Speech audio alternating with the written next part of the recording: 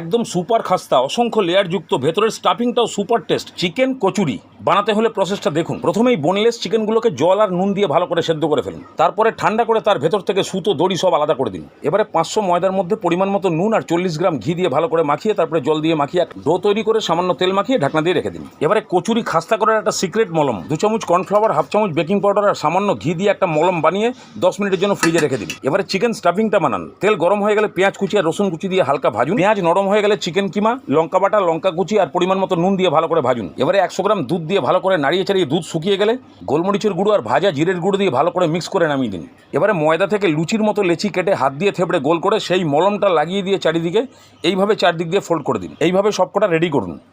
এবার সবার প্রথমটাকে নিয়ে পাতলা করে বেলে তার মধ্যে পুর ঢুকিয়ে ভালো করে সিল করে মোটামুটি কচুরির মতো শেপ দিয়ে একদম লো ফ্লেমে উল্টে পাল্টে একদম কালার আসা পর্যন্ত ভাজুন। বাস, তাহলেই আপনার ডিশের মধ্যে পেয়ে যাবেন একদম সুপার টেস্টি চিকেন খাস্তা কচুরি।